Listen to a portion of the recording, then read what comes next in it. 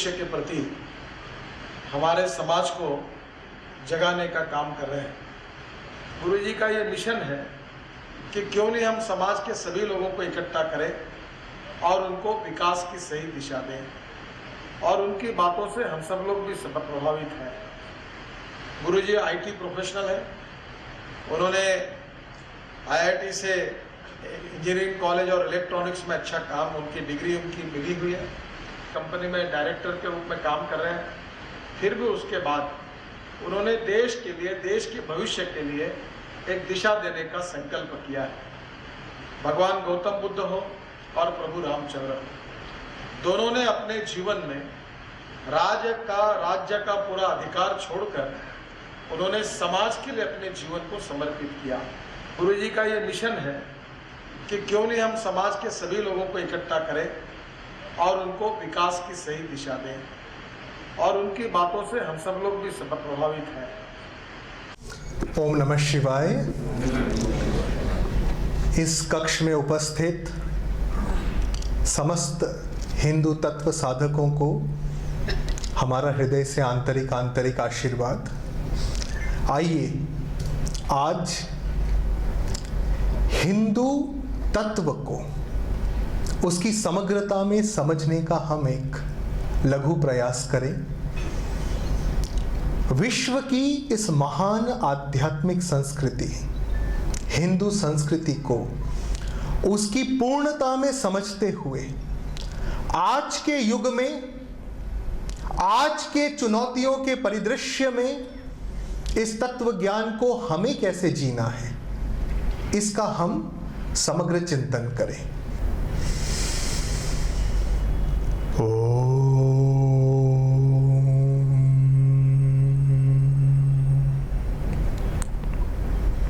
इस आध्यात्मिक ऊर्जा को ग्रहण करते हुए अब हम नेत्र बंद रखते हैं। अब हम नेत्रों को बंद रखते हुए ही प्रवचन के अगले खंड में प्रवेश करेंगे।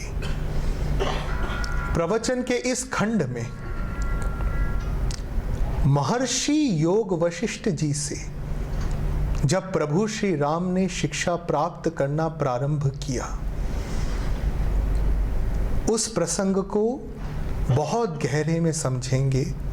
और इस पूरी प्रक्रिया में अगले कुछ क्षणों में हमें नेत्र बंद इसलिए रखना है क्योंकि अब गुरु जी जो आपको बताने वाले हैं उसमें हिंदुत्व का संपूर्ण रहस्य निहित है।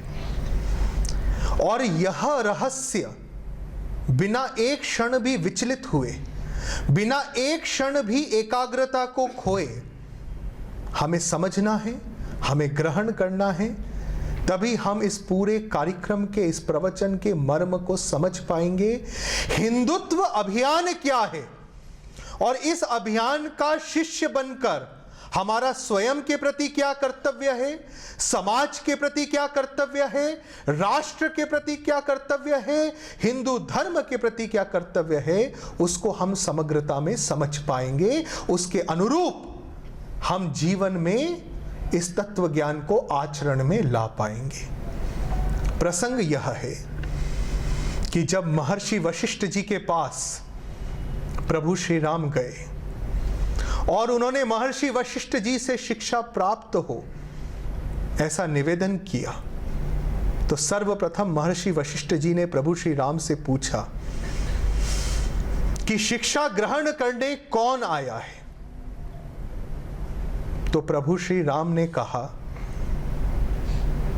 कि जो शिक्षा ग्रहण करने आया है उसको भी जान सकूं, और जो शिक्षा ग्रहण करने योग्य हो उसको ग्रहण कर सकूं, ऐसी आप मुझ पे कृपा करें।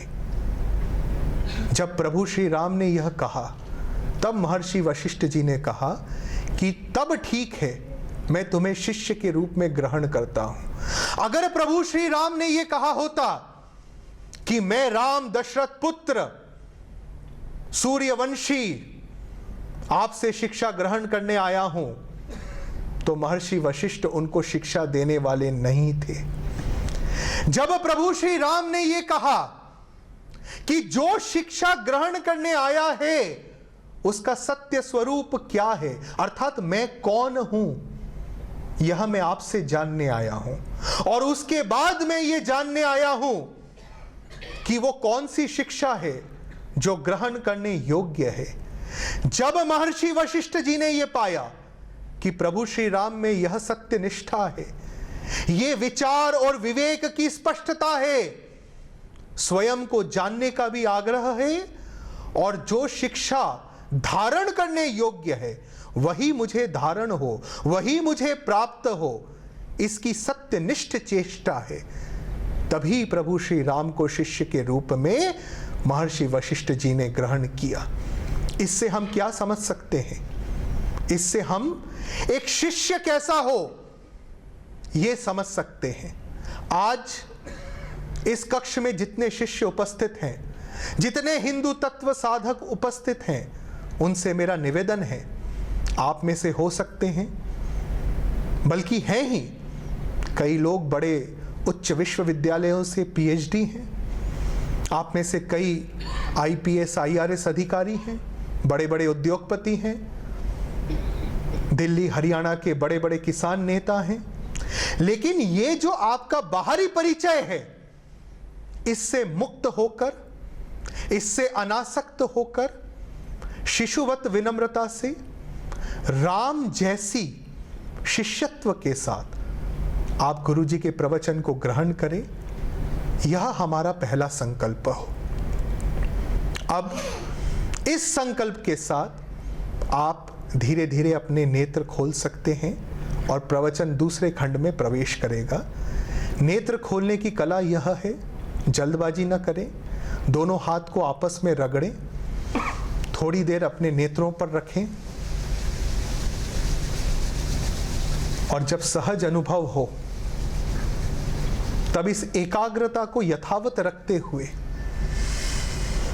गुरु जी पर ध्यान केंद्रित करते हुए धीरे धीरे नेत्र खोलें।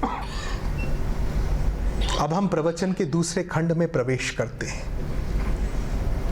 योग वशिष्ठ, ऐसा माना गया है कि मनुष्य द्वारा लिखित सबसे जटिल धर्म ग्रंथों में से एक है। योग वशिष्ठ में एक खंड तो ऐसा आता है कि प्रभु श्री राम विषय को समझ भी पा रहे हैं कि नहीं, इसके लिए महर्षि वशिष्ठ प्रभु श्री राम से कुछ प्रश्न करते हैं जो बालकों से किया जा सकता है। योग वशिष्ठ के कई सूत्र अत्यंत जटिल हैं, इसलिए उन जटिलताओं में न जाते हुए आज का युवा, आज का हिंदू तत्व साधक उसके मर्म को समझ सके, उसके तत्व को समझ सके, उसके एसेंस को समझ सके और उसको अपने जीवन में धारण कर सके, हम इस पर ध्यान केंद्रित करेंगे। योग वशिष्ठ के कुल 5 सूत्र हैं। इन 5 सूत्रों को एक एक करके समझिएगा। योग वशिष्ठ का पहला सूत्र, मैंपन से मुक्ति। महर्षि वशिष्ठ जी ने प्रभु श्री राम को सर्वप्रथम यह शिक्षा दी कि आप कितना भी महान कार्य करने की योग्यता रखते हो, इच्छा रखते हो, संकल्प रखते हो, ऊर्जा रखते हो, लेकिन अगर आप उसको अपने मैंपन के दायरे में रहकर करना चाहो तो आपकी विफलता सुनिश्चित है। आप कितने भी बड़े ज्ञानी बनने की प्रतिभा रखते हो, कितना भी प्रखर आपका ज्ञान हो, कितना भी प्रगाढ़ आपका तत्व ज्ञान हो, लेकिन अगर वह आपके मैं का गुलाम है, आपके मन का गुलाम है, तो आपका ज्ञान व्यर्थ जाना निश्चित है। अतः महर्षि वशिष्ठ जी ने प्रभु श्री राम को ज्ञान देने से पूर्व, शिक्षा देने से पूर्व मैंपन से मुक्त होने की कला सिखाई। आइए उस कला को आप गहरे में समझिएगा। पहले हम समझें कि ये मैं है क्या। क्या मैंपन का अर्थ, अहंकार का अर्थ मात्र घमंड है? क्या अगर किसी व्यक्ति में यह भाव हो कि मैं बड़ा हूं, मैं धनवान हूं, मैं महान हूं, तो क्या बस इतना ही होना अहंकार है? और अगर वो ये बोलना शुरू कर दे कि अरे मैं तो कुछ भी नहीं, तो क्या वो विनम्रता को प्राप्त कर गया? नहीं। अहंकार का अर्थ है, मैंपन का अर्थ है कि जब तक आपका जीवन, आप जीवन में क्या करते हो, वो आपके मैं, मेरा और मुझे पर ही केंद्रित हो, तब तक आप अपने अहंकार के दास हैं। मैं इसका आपको एक व्यवहारिक उदाहरण देता हूं और उस उदाहरण से हम प्रभु श्री राम के समय को समझने का प्रयास करेंगे। आप सबको यह पता है, आप सबको यह ज्ञात है कि आज से 1000 वर्ष पूर्व भारत न केवल विश्व का जगत गुरु था, न केवल भारत हिंदू संस्कृति का सिरमौर था, अपितु आर्थिक समृद्धि, आध्यात्मिक ज्ञान इसके भी शीर्ष पर था। भारत में जब हुन सेन जैसे चीन के बड़े बड़े विद्वान दार्शनिक आए तो उन्होंने ग्रंथ पे ग्रंथ लिखे कि भारत की आर्थिक विकास जन जन को उपलब्ध है, भारत में दूध दही की नदियां बहती हैं। इतने महान भारत को 1000 साल की गुलामी झेलनी पड़ी।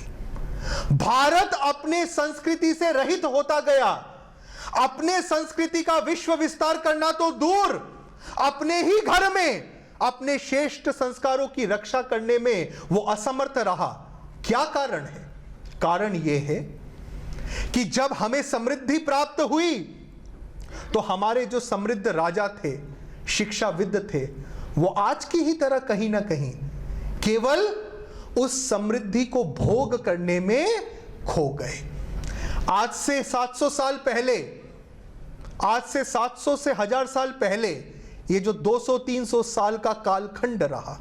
छोटा सा प्रश्न है, क्या प्रभु श्री राम का नाम आप सबने सुना है? सुना है। मुझे सबसे उत्तर चाहिए। जितनी मात्र शक्तियां बैठी हैं, बहनें बैठी हैं, किसी भी पृष्ठभूमि का व्यक्ति बैठा हो, कितने भी पीछे बैठा हो, उत्तर सामूहिक रूप से आए, क्योंकि यह सामूहिक साधना का मंच है। क्या प्रभु श्री राम का नाम आप सबने सुना है?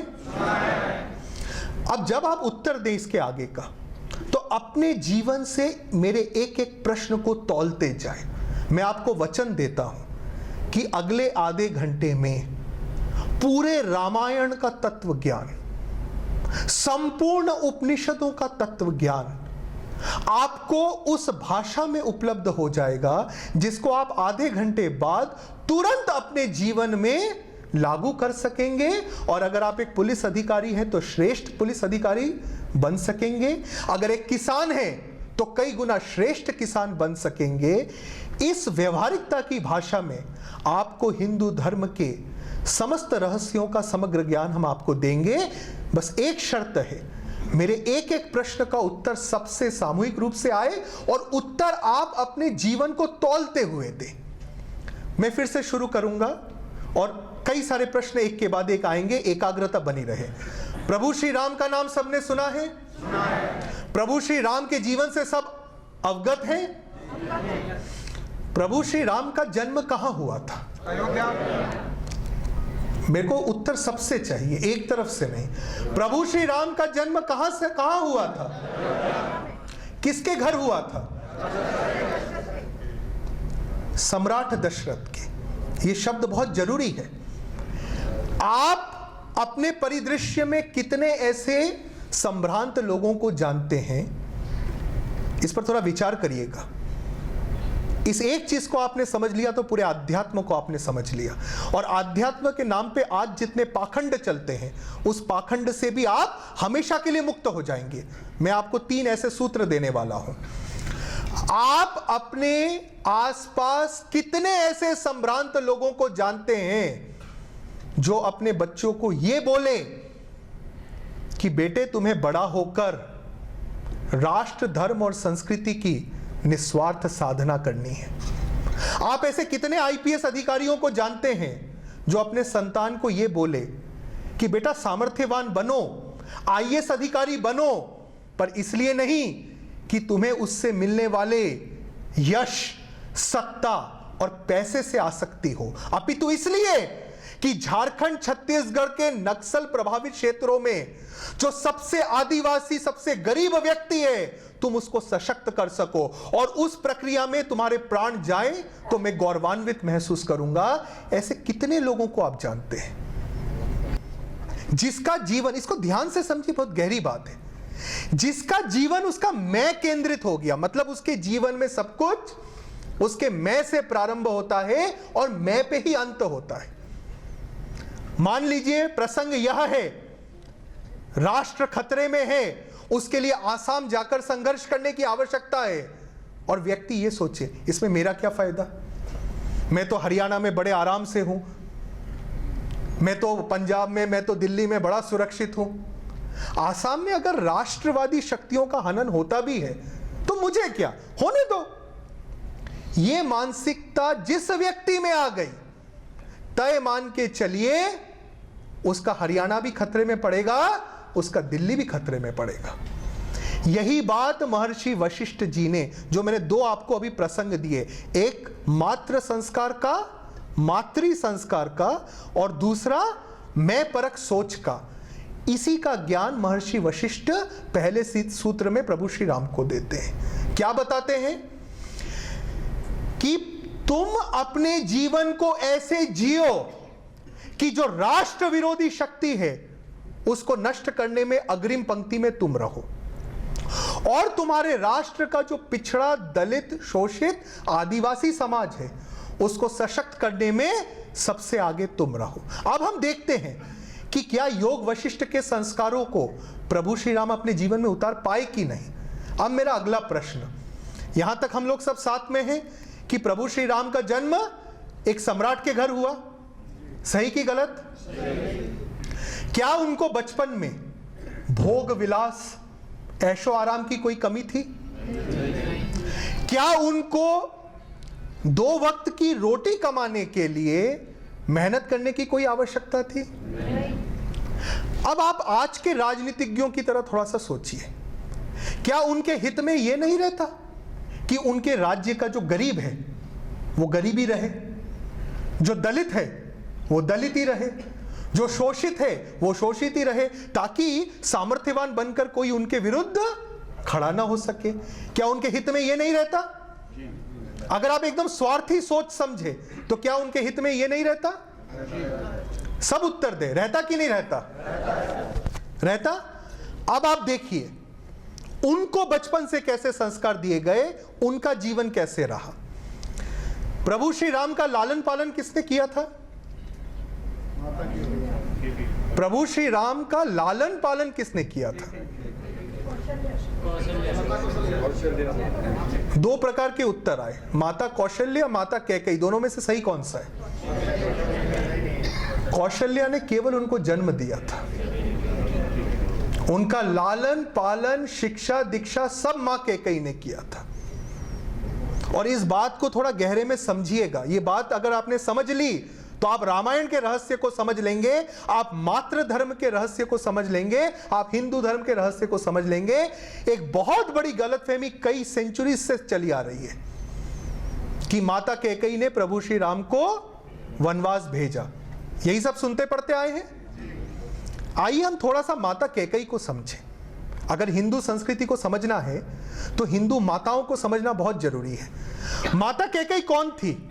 घूंघट में रहने वाली कोई महिला थी क्या? सब उत्तर दें अंत तक। माता कैकेयी कौन थी? क्या घूंघट में घर में बैठी रहने वाली महिला थी?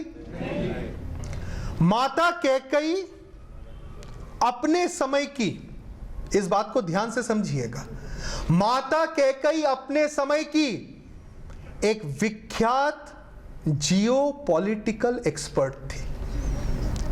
जब राजा दशरथ असुरों से संग्राम करने जाते थे तो उनका सारथी कौन होता था? राजा दशरथ जब असुरों से संग्राम करने जाते थे, धर्म की रक्षा करने के लिए युद्धरत होते थे, उनके सारथी कौन थे? कभी आपने इससे पहले सुना था कि एक पत्नी अपने पति के देव असुर संग्राम में सारथी हो? ऐसा कोई प्रसंग कभी ध्यान आता है? नहीं आता है। लेकिन यह भारतीय संस्कृति, हिंदू संस्कृति की महानता है कि यहां सदा सर्वदा राष्ट्रहित का विषय हो, आर्थिक सशक्तिकरण का विषय हो, ईश्वर प्राप्ति का विषय हो, महिला और पुरुष सदा एक समान योग्य रहा है, सदा एक समान एम्पावर्ड रहा है। पहले इस बात को मैं थोड़ा हाईलाइट करना चाहता हूं। माता कैकेयी एक महान राजनीतिज्ञ थी, उससे भी बढ़कर वो एक महान आध्यात्मिक महिला थी। उन्होंने प्रभु श्री राम को बचपन से ऐसे संस्कारों में पुष्पित पल्लवित किया कि प्रभु श्री राम स्वयं का नहीं सोचते थे, बल्कि राष्ट्र, धर्म और संस्कृति का सोचते थे। इसको 2 क्षण के लिए गहरे में विचार में लीजिए, अपने जीवन से जरा तोलिए, क्योंकि हिंदू धर्म त्याग, तपस्या, बलिदान इसमें निहित है। मैं पुनश्च दोहराता हूं, यह बात अगर आपको ध्यान ना आए तो यह प्रवचन का आपके लिए कोई अर्थ नहीं निकलेगा। हिंदू धर्म त्याग, तपस्या, बलिदान में निहित है। हिंदू धर्म चमत्कारों में निहित नहीं है। मुझे प्रमोशन मिल जाए, मेरे बच्चे को नौकरी मिल जाए, इसके लिए मंदिर में जाकर नारियल चढ़ाने में हिंदू धर्म कभी नहीं रहा है। स्वयं को आहुतित कर अपना जीवन संघर्षमय रख, कोई आवश्यकता न होते हुए भी, परम संपन्न, परम समृद्ध होते हुए भी, समाज के सबसे दलित, सबसे शोषित, सबसे गरीब व्यक्ति के लिए संघर्षरत रहना, यह हिंदू धर्म है। हमेशा से यह हिंदू संस्कृति रही है। तो माता कैकेयी ने इन संस्कारों में जब प्रभु श्री राम को बड़ा किया, प्रभु श्री राम महर्षि वशिष्ठ जी से शिक्षित हो लिए, महर्षि विश्वामित्र से उनके आश्रम में रहकर अस्त्र शस्त्र की शिक्षा प्राप्त कर ली। ये 2 प्रसंगों को थोड़ा ध्यान से समझिएगा। क्या प्रभु श्री राम, क्योंकि वो सम्राट के पुत्र थे, अनपढ़ रहे? जोर से हाँ या ना? थोड़ी बहुत शिक्षा से उनकी काम चल जाती कि नहीं चल जाती? राजा के पुत्र थे, थोड़ा बहुत शिक्षित होकर भी, घर में ट्यूटर को बुलाकर पढ़ाई करके भी, क्या वो राजा नहीं रह पाते? नहीं रह पाते क्या? अपनी सेना से युद्ध लड़वाते रहते, खुद अस्त्र शस्त्र की शिक्षा न लेते तो नहीं चलता क्या? सबसे पहले हम ये समझे कि महर्षि वशिष्ठ जी के आश्रम जाकर साधारण बालक की तरह अर्थशास्त्र, राजनीति शास्त्र, आध्यात्म की सर्वोत्कृष्ट शिक्षा लेना, और महर्षि विश्वामित्र के आश्रम जाकर अस्त्र शस्त्र की पूरी शिक्षा लेना, इसके पीछे क्या हिंदुत्व है? इसके पीछे यह हिंदू तत्व है कि जब तक एक व्यक्ति स्वयं सामर्थ्यवान न हो, जब तक एक व्यक्ति स्वयं सामर्थ्यवान न हो, वो अपने राष्ट्र, वो अपने धर्म, वो अपनी संस्कृति के किसी काम का नहीं। जो व्यक्ति खुद असमर्थ है, उसको अगर आप सत्ता दे दोगे तो क्या होगा? वो अपना घर भरने में लगा रहेगा, वो सत्ता का उपयोग कभी राष्ट्र, धर्म, संस्कृति के लिए नहीं करेगा। केवल एक व्यक्ति में केवल शिक्षा हो, इस बात को ध्यान से समझना, खूब ज्ञान हो, खूब पढ़ा लिखा हो, पीएचडी हो, हार्वर्ड से पोस्ट डॉक्टरल हो, लेकिन उसके शरीर में बाहुबल ना हो, अपने संस्कारों की रक्षा करने योग्य अस्त्र शस्त्र की कला उसको ज्ञात न हो, तो क्या ऐसी शिक्षा किसी काम की है? जब नालंदा, नालंदा का नाम आप सबने सुना है? नालंदा का पतन कैसे हुआ? कोई मुझे बताए यहां पर। नालंदा आज भी जाना जाता है कि नहीं उसकी शिक्षा के लिए? बौद्ध धर्म के केंद्र के रूप में जाना जाता है कि नहीं? कोई भी मुझे एक जन बताए कि नालंदा का पतन कैसे हुआ। इसको ध्यान से समझिएगा। नालंदा में बौद्ध धर्म ने अपनी पराकाष्ठा को प्राप्त किया। मानवता, विश्व शांति के सूत्रों ने अपने शिखर को प्राप्त किया। उसके बाद जब मध्य एशिया से विधर्मी आक्रमणकर्ताओं ने भारत पे हमला किया, तो उन्होंने सबसे पहले हमला कहां किया? सोमनाथ और नालंदा जैसे केंद्रों पर। नालंदा के एक एक भिक्षुक की निर्ममता से हत्या कर दी गई। ये आप इतिहास में पढ़ सकते हैं। नालंदा के एक एक आचार्य, एक एक भिक्षुक की निर्ममता से हत्या कर दी गई और वहीं से नालंदा का और बौद्ध साधना का भी पतन प्रारंभ हुआ। अर्थात इससे हम क्या समझ पाते हैं कि केवल मानवता की बात करके खुद कमजोर बन जाना यह अध्यात्म नहीं। प्रभु श्री राम भी मानवतावादी थे। प्रभु श्री राम ने भी आध्यात्म के शिखर को छुआ था, पर वो इतने सामर्थ्यवान भी थे कि उन आध्यात्मिक मूल्यों की रक्षा स्वयं कर सके। इसलिए प्रभु श्री राम ने महर्षि वशिष्ठ जी से अर्थशास्त्र, राजनीति शास्त्र, आध्यात्म, इसका सर्वोत्कृष्ट ज्ञान प्राप्त करने के बाद वहीं रुके नहीं, अपितु महर्षि विश्वामित्र जी से उन्होंने अस्त्र शस्त्र की संपूर्ण शिक्षा दीक्षा प्राप्त की। एक बात और ध्यान रखिएगा, अगर आपका राजा केवल बुद्धिमान हो लेकिन उसमें बाहुबल ना हो तो यह मान के चलिए 5-10 साल में वो अपने देश की सेना का सत्यानाश कर देगा। क्योंकि जिसके भीतर शौर्य नहीं वो कभी समाज में शौर्य का संचार कर ही नहीं सकता। तब वो धर्म के नाम पे नपुंसकता बेचेगा, तब वो अहिंसा के नाम पे आलस्य बेचेगा। इसलिए आध्यात्म वही साध सकता है जिसको इस सांसारिक लोक का भी ज्ञान हो, जो इतना सक्षम हो कि वो आर्थिक रूप से भी निर्भर हो और इतना सशक्त भी हो कि उन मूल्यों की वो रक्षा भी कर सके। जब ये तीनों चीजें एक व्यक्ति में आती है तब वो साधना प्रारंभ कर पाता है। अब मुझे एक बात बताइए, जब प्रभु श्री राम ने महर्षि वशिष्ठ जी से, विश्वामित्र जी से यह समग्र ज्ञान प्राप्त कर लिया, उसके बाद वो क्या किए? शादी करके घर बैठ गए? मुझे सबसे उत्तर चाहिए। ये समग्र ज्ञान प्राप्त करने के बाद क्या किया प्रभु श्री राम ने? क्या किया? मैं आपसे प्रश्न करता हूं। आसुरिक प्रवृत्तियों का नाश किया, लेकिन उसके चरण क्या रहे? ध्यान से समझिएगा। प्रभु श्री राम नवविवाहित थे। आज के हम जितने युवा देखते हैं उनमें से अधिकांश क्या बोलते हैं? नौकरी मिले, शादी हो, हम सेटल हो जाएं। जैसे उसके बाद जीवन में कुछ और बचता ही नहीं। उसके बाद ईएमआई पे घर लिए, ईएमआई चुकाते रहे, जिंदगी बीत गई, बच्चे पैदा किए, उन्होंने ईएमआई पे घर लिया, उनकी शादी की, जीवन खत्म। अब आप प्रभु श्री राम का जीवन एक क्षण के लिए देखिए। क्या प्रभु श्री राम नवविवाहित थे?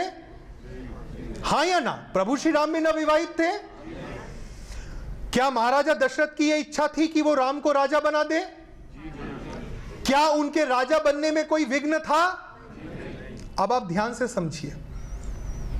अभी एक हिंदुत्व साधक ने कहा कि प्रभु श्री राम ने खुद को सामर्थ्यवान बनने के बाद आसुरिक शक्ति का नाश किया।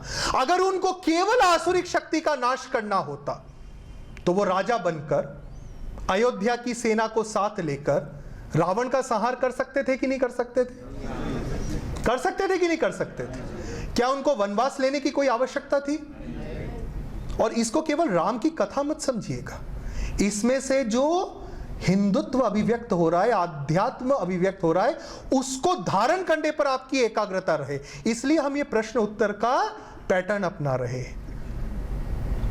अगर प्रभु श्री राम केवल रावण को मारना चाहते तो क्या अयोध्या का राजा बनके अयोध्या की विश्व विजयी सेना के साथ नहीं मार सकते थे?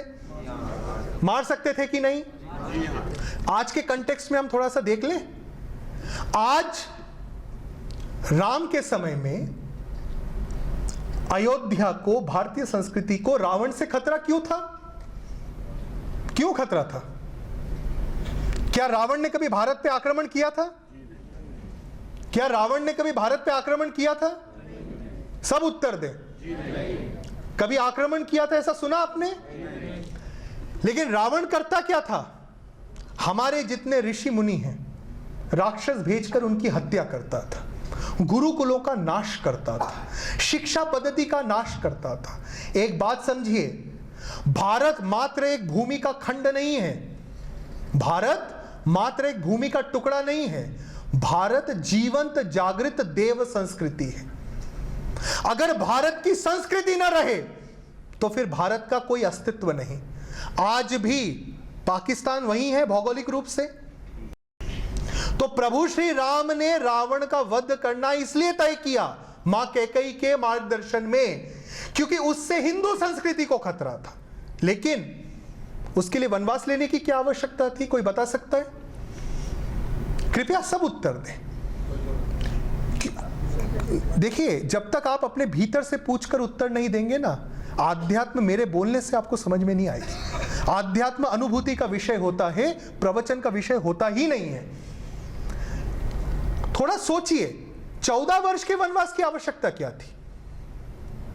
आवश्यकता यह थी कि जब तक ईश्वरीय शक्तियां संगठित न हो, आप आसुरिक संस्कृति का नाश कर भी दो तो भी उससे असुर मिटने वाले नहीं हैं। रावण को मार दोगे तो कुंभकर्ण उसकी जगह आ जाएगा, नहीं तो उस संस्कृति का कोई ना कोई उसकी जगह आ जाएगा। बात समझ में आ रही है?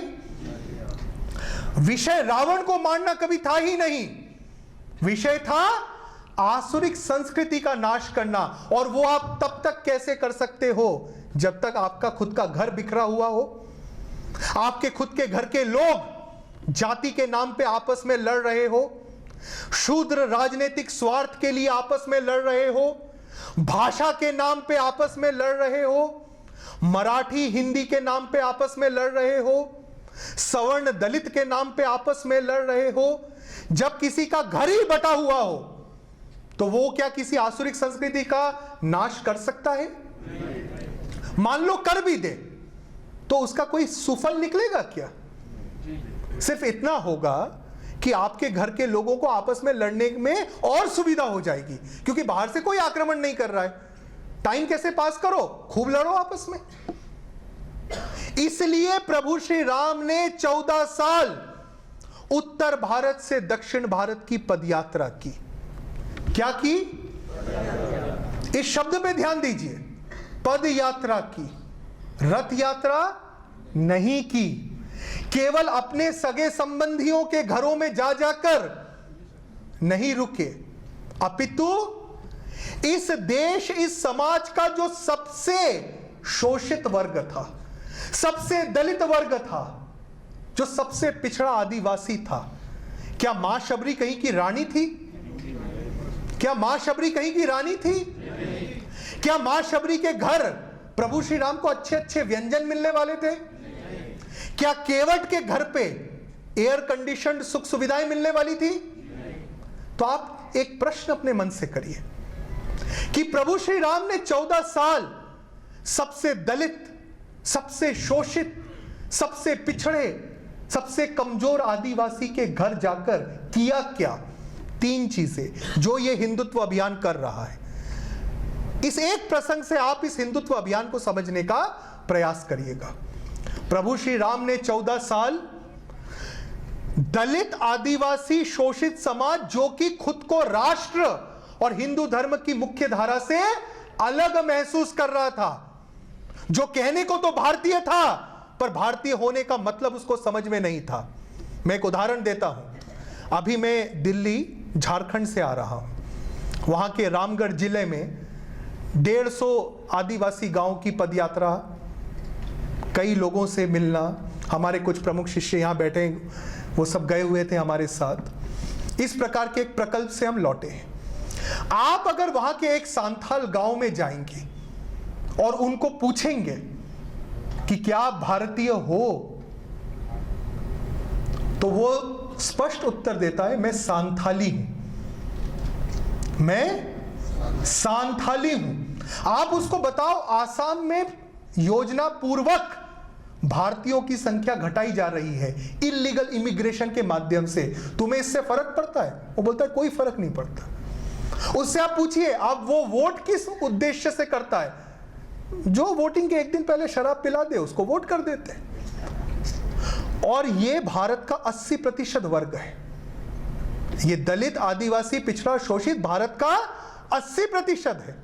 वह 80% दिल्ली की नियति तय कर रहा है। अगर उसके शिक्षा पर, उसके संस्कार पर, वो राष्ट्र और हिंदू धर्म की मुख्य धारा से जुड़ा रहे, इस पर आप और हम मेहनत नहीं करेंगे, प्रभु श्री राम की तरह पदयात्रा नहीं करेंगे, तो मेरा विश्वास मानिए आपका हमारा अस्तित्व ही खतरे में है।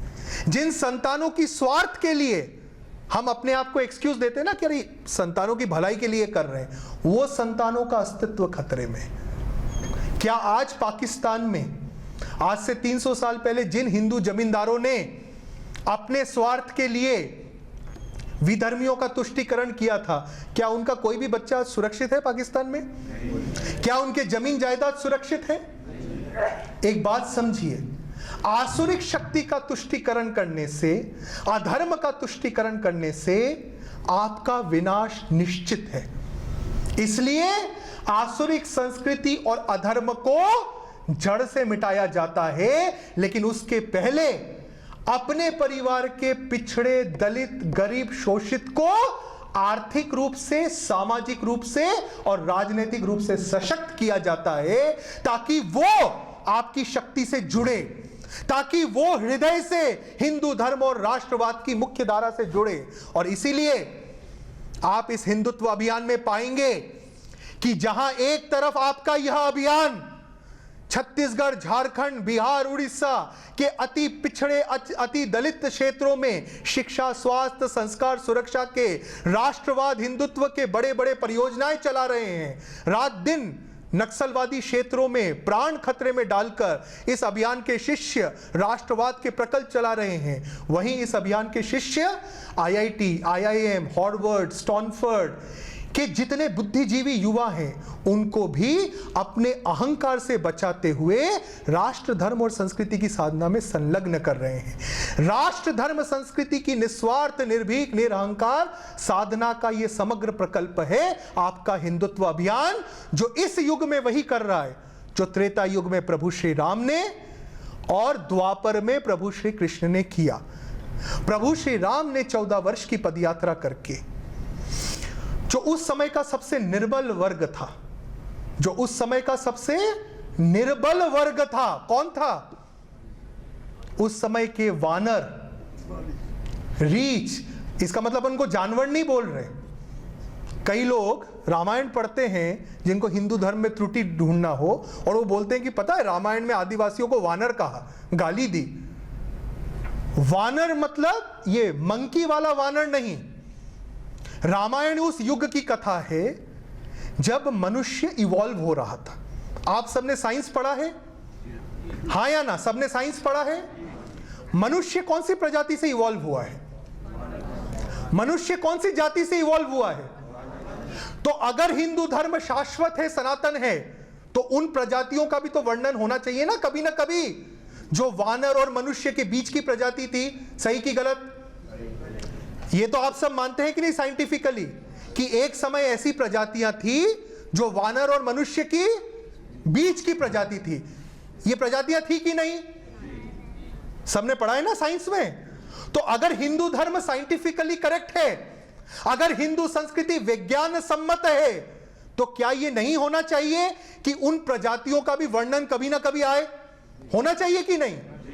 तो जब हम वानर बोलते हैं तो आज के बंदर की बात नहीं कर रहे हैं, अपन उन आदिवासी पिछड़े शोषित समाज की बात कर रहे हैं जो बायोलॉजिकल इवोल्यूशन में पिछड़ गए थे।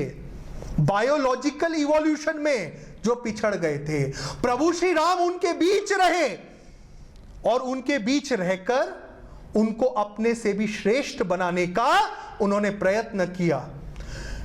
यह रामायण में कथा आती है कि जो असुर थे वो वानरों को खा जाया करते थे। असुरों का भोजन क्या था? असुरों का भोजन क्या था? तो आप सोचिए कि वानर इतने कमजोर थे कि असुर उनको खा जाया करते थे।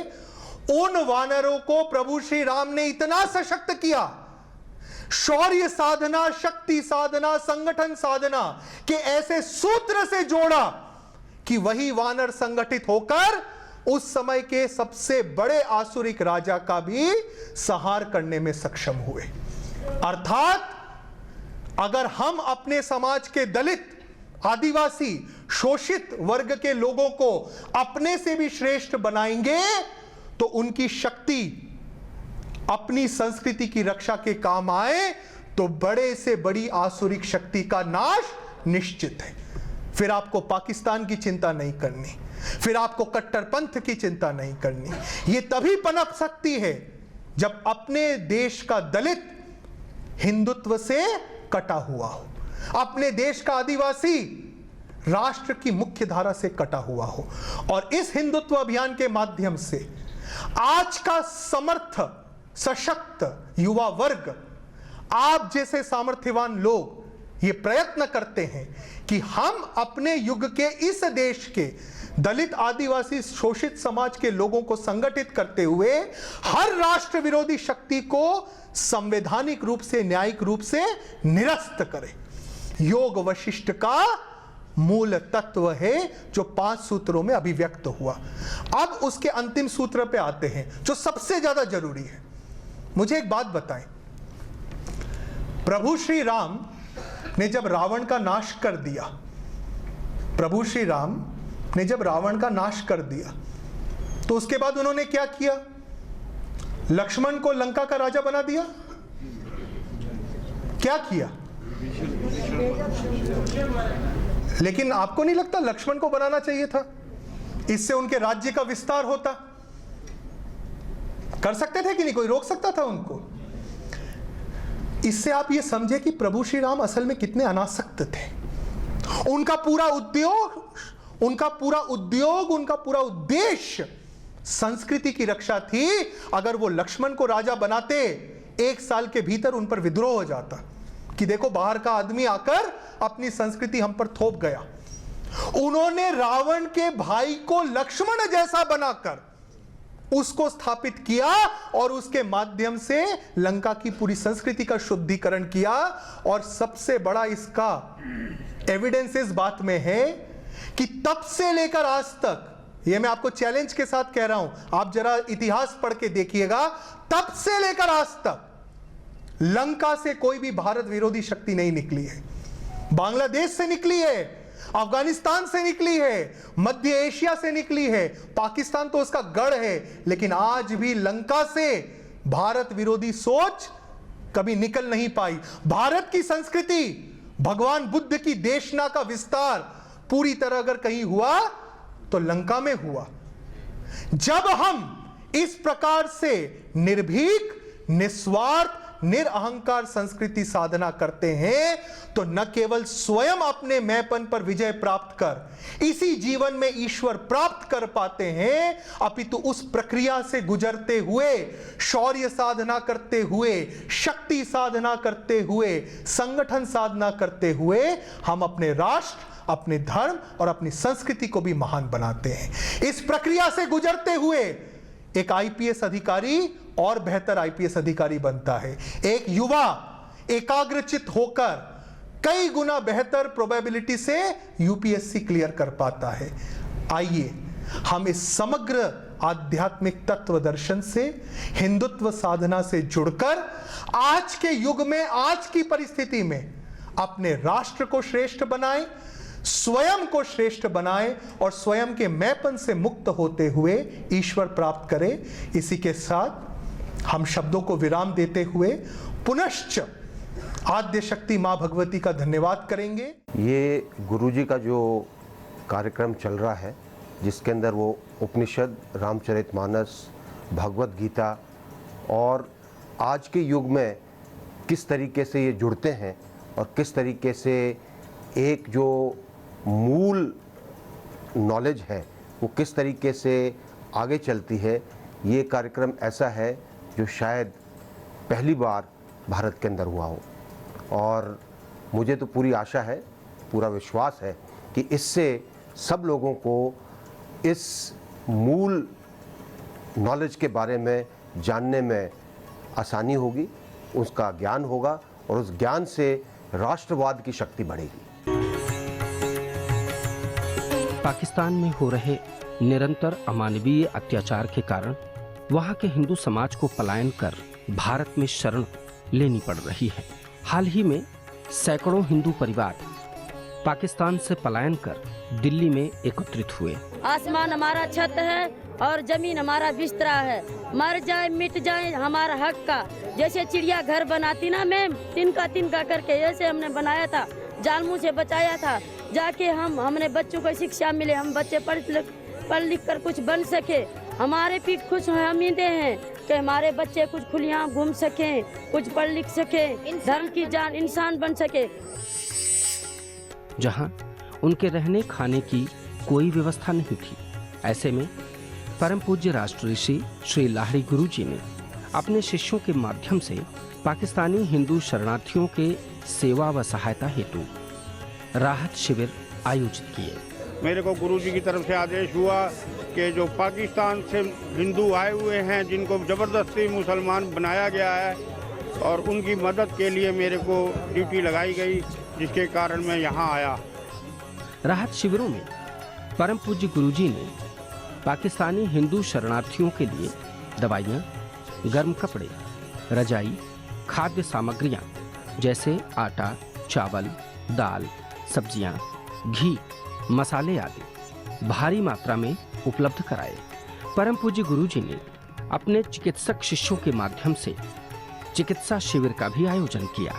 सबसे पहले तो मैं अपने परम पूज्य राष्ट्र गुरुजी लाहिड़ी को धन्यवाद देता हूं, क्योंकि उन्होंने हमें आदेश दिया था यहाँ आने के लिए, और अपने जो हिंदू भाई आए हैं उनका कुछ मदद करने के लिए हम सारे अपने गुरु भाइयों के साथ यहाँ पर आए हैं। और डॉक्टरी दवाइयाँ, खाने पीने, ड्राई राशन, वेट राशन, और इसके अलावा एक हम उनको उम्मीद दिए हैं और एक उम्मीद जगाया है हमने कि वो इस देश में सुरक्षित हैं, वो सुरक्षित हैं, उनका धर्म सुरक्षित है, उनके घर वाले सुरक्षित हैं, उनके औरतें सुरक्षित हैं, वो अपने देश में आए हैं। और हमारा आगे का विजन है कि उनको यहाँ पर परमानेंट रेजिडेंसी दिलाया जाए, ठीक है, जिसके लिए हम आगे तक लड़ेंगे और सबसे ऊंचे दरवाजे खटखटाएंगे। परम पूज्य गुरु जी ने मीडिया के शिष्यों के माध्यम से बिना किसी स्थायी व्यवस्था के रह रहे इन पाकिस्तानी हिंदू शरणार्थियों की व्यवस्था व इनके साथ हुए पाकिस्तान में अमानवीय अत्याचार के विषयों को मीडिया के माध्यम से भारत सरकार व प्रशासन तक पहुंचाया। हम हाथ जोड़ के मीडिया से विनती करते हैं, सरकार तक हमारी बात पहुंचाए, तथा समाज के कई आर्थिक और राजनीतिक रूप से सामर्थ्यवान लोगों को जागृत किया व इस शिविर में सहायता हेतु कार्य प्रवृत्त किया। इसके साथ साथ पाकिस्तानी हिंदू परिवारों को परम पूज्य गुरुदेव जी ने अपने हिंदुत्व अभियान से भी आध्यात्मिक रूप से एकात्म किया और अपनी साधना शक्ति से इनकी मानसिक चिंताओं को भी दूर किया। अपने शिष्यों को परम पूज्य गुरुदेव जी निरंतर पाकिस्तानी हिंदू शरणार्थियों के पास भेजते रहे ताकि उनकी समस्त आवश्यकताओं की पूर्ति हो सके, जैसे स्वास्थ्य संबंधी आवश्यकताएं, खाद्य सामग्रियां व वस्त्र इत्यादि। सबसे पहले राष्ट्र गुरु लाहिड़ी जी के चरणों में प्रणाम। और जितने मेरा नाम अमित रस्तोगी है और गुरु जी के आदेश से हम लोग यहाँ पर हैं आज। उनका आदेश हुआ कि हिंदुत्व अभियान के अंडर में ये जो जितने पाकिस्तानी हिंदू भाई हैं जो वहाँ से जान बचा के आए हैं, उनको हम लोग सहयोग दे सकें। और उनको इनमें से काफ़ी लोग बीमार भी हैं, जिससे कि हम लोग इनको दवाइयाँ, इनके खाने पीने के लिए इनकी बेसिक सैनिटेशन और क्लोथिंग, इनकी बेसिक क्लोथिंग दे सके इनको। परम पूज्य गुरुदेव जी ने पाकिस्तानी हिंदू शरणार्थियों के स्थायी पुनर्वास हेतु ठोस योजना भी तैयार की है ताकि पाकिस्तानी हिंदू शरणार्थियों को भारत में हर संभव सहायता व सहयोग प्रदान किया जा सके। जिस प्रकार सरदार वल्लभ भाई पटेल ने स्वतंत्रता के पूर्व अपने सत्याग्रहों के माध्यम से व कई समाज साधना प्रकल्पों के माध्यम से राष्ट्र को संगठित व सशक्त किया था तथा स्वतंत्रता के पश्चात भारत के विभिन्न राज्यों को संगठित कर अखंड भारत का निर्माण किया था एवं समाज व राष्ट्र को एकजुट, एकात्म व सशक्त किया था, उसी प्रकार राष्ट्र धर्म संस्कृति साधना आज राष्ट्र ऋषि श्री लाहिड़ी गुरु जी इस युग में कर रहे हैं। परम पूज्य गुरुदेव कहते हैं कि इसी प्रकार की निस्वार्थ निर्भीक साधना जो दूसरों के हित के लिए हो, जिससे हिंदू समाज सशक्त व संगठित हो, यही साधना हिंदू तत्व साधना है, जो अध्यात्म की सर्वोच्च अभिव्यक्ति है, जिससे मनुष्य अपने मैं, मेरा, मुझे रूपी तुच्छ मानसिकता से ऊपर उठकर अपने भीतर के ईश्वर तत्व से एकात्म हो सकता है। मैं सबसे पहले राष्ट्रीय श्री लाहिड़ी गुरु जी को मैं चरण वंदन करता हूँ, कोट कोट प्रणाम करता हूँ कि हमारे हिंदुस्तान में ऐसे महापुरुष ने अवतार लिया है। आज जो हिंदुत्व अभियान के आपके जो हिंदुत्व अभियान का जो लक्ष्य है, जो हमारे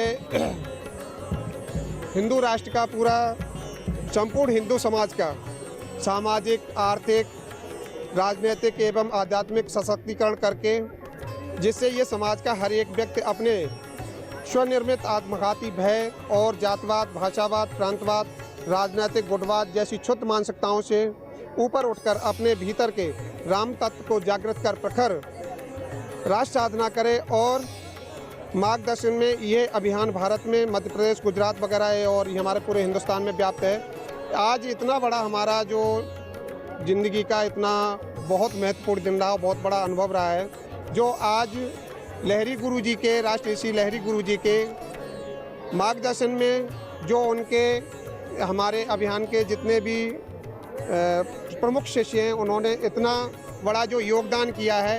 एक ये हमारे हिंदू समाज के लिए, भारतवर्ष के लिए, पूरे हिंदुस्तान के पूरे राष्ट्र के सभी हिंदू वासियों के लिए एक ये महत्वपूर्ण दिन है और एक ये हम लोगों को एक मार्गदर्शन देती है, एक शिक्षा देती है, एक दिशा देती है।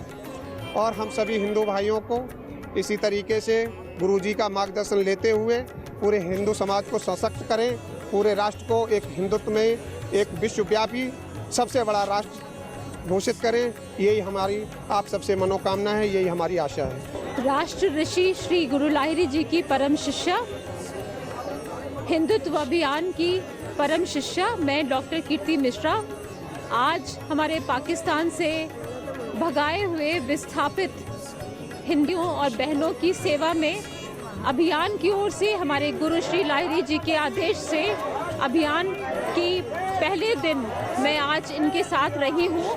मेरा सौभाग्य है कि अपने धर्म की रक्षा करने के लिए इतनी बहादुरी से लड़ते हुए जो हमारे भाई बहन यहाँ पे आए हैं, हम इनके लिए कुछ कर सके हैं। खाना लाए हैं, कपड़े लाए हैं, दवाइयाँ लाए हैं, लेकिन सबसे बड़ा जो हमारा अभियान ये कहता है कि खाना या कपड़ा पहुँचाना ही हमारा काम नहीं है, बल्कि धर्म की रक्षा करने के लिए उनको यहाँ पे रख के उनको इज्जत के साथ न केवल रख के बल्कि उनके लिए रोजगार, उनके लिए उनको यहाँ पे सम्मान की एक जिंदगी दिलवाना, ये हमारे अभियान का दायित्व है। साथ ही हमारे अभियान का एक बहुत बड़ा निर्देश है कि हमारे किसी भी भाई या किसी भी बहन को भूखा न रहना पड़े। इतनी भयानक ठंड में उनके साथ ठंड में कोई भी बीमारी या कोई भी परेशानी ना हो, उसके लिए हम लोगों ने अपने पर ये सारी जिम्मेदारी ली है। मैं बहुत ही गर्व के साथ, मुझे बहुत ही अच्छा लगा है, गर्व के साथ मेरी जितनी भी महिलाएं, मेरी जितनी भी बहनें पाकिस्तान से आई हुई हैं, मैं उनको गले लगा सकी हूँ, उनके साथ एक साथ खड़े होकर गुरु वंदना कर सकी हूँ। मुझे इसका बहुत ही बड़ा अभिमान है। मैं उनके साथ खड़े होकर वंदे मातरम कह सकी हूँ, जय श्री राम कह सकी हूँ। एक खुली आवाज़ में, एक बुलंद आवाज़ में जब उन्होंने मेरे साथ आज वंदे मातरम और जय श्री राम बोला है, तो मुझे पर्सनली अपने आप पे हिंदू होने पे बहुत गर्व हुआ है। परम पूज्य राष्ट्र ऋषि श्री लाहिड़ी गुरु जी वर्तमान युग के सर्वप्रबुद्ध और सर्वोन्नत आध्यात्मिक गुरु हैं। परम पूज्य गुरुदेव जी अपने मूल उद्देश्य व विचारधारा को याद कराते हुए कहते हैं कि हिंदू समाज को जातिवाद, भाषावाद, प्रांतवाद व हर प्रकार की भेदजनक विघटनकारी प्रवृत्ति से मुक्त कराकर हिंदू समाज में जो पीड़ित हैं, शोषित हैं, दलित, आदिवासी हैं, उनको सामाजिक, आर्थिक, आध्यात्मिक एवं राजनीतिक रूप से सामर्थ्यवान कर भारत इस देवभूमि को पुनश्च विश्व की सर्वोच्च शक्ति के रूप में स्थापित करना, यही परम पूज्य गुरुदेव जी का एकमेव लक्ष्य है एवं यही समग्र राष्ट्र साधना, हिंदू तत्व साधना है। इसी साधना की अभिव्यक्ति स्वरूप परम पूज्य गुरुदेव जी ने विश्वव्यापी आध्यात्मिक अभियान हिंदुत्व अभियान का गठन किया है, जिसके अंतर्गत परम पूज्य गुरुदेव जी अपने विराट शिष्य परिवार के माध्यम से समाज को संगठित कर, शौर्यवान कर, चैतन्य कर एक वैज्ञानिक व सुनियोजित संगठन साधना के आधार पर विभिन्न समाज सशक्तिकरण प्रकल्पों का संचालन कर रहे हैं, जैसे कि दलित आदिवासी व अति पिछड़ा समाज कल्याण प्रकल्प, प्रशासन सशक्तिकरण प्रकल्प, शिक्षा प्रकल्प, तकनीकी अनुसंधान अर्थात टेक्निकल इनोवेशन एंड रिसर्च प्रकल्प, कृषि सशक्तिकरण प्रकल्प, सैन्य सशक्तिकरण प्रकल्प आदि का परम पूज्य गुरुदेव जी संचालन कर रहे हैं। परम पूज्य गुरुदेव जी कहते हैं कि इसी प्रकार की जमीनी साधना राष्ट्र धर्म संस्कृति साधना आध्यात्म की सर्वोत्कृष्ट अभिव्यक्ति है और इसी हिंदू तत्व साधना रूपी राष्ट्र यज्ञ में परम पूज्य गुरुदेव जी ने स्वयं का एवं अपने शिष्य परिवार का संपूर्ण जीवन आहुतित किया।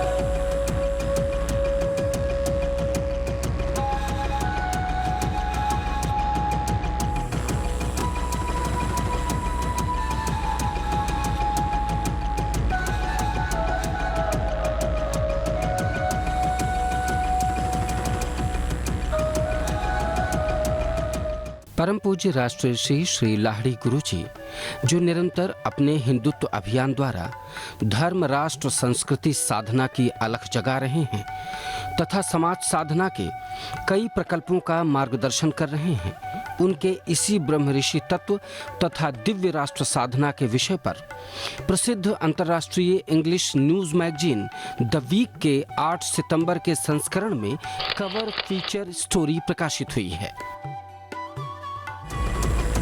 जिस प्रकार स्वामी विवेकानंद जी ने सन 1893 में शिकागो के विश्व धर्म सम्मेलन में हिंदू धर्म के आध्यात्मिक तत्व की विजय पताका फहराई थी, उसी प्रकार परम पूज्य गुरुदेव जी के हिंदू तत्व साधना को अंतर्राष्ट्रीय रूप से सम्मानित व आत्मसात किया जा रहा है। भारत के आध्यात्मिक इतिहास में यह पहली बार हुआ है।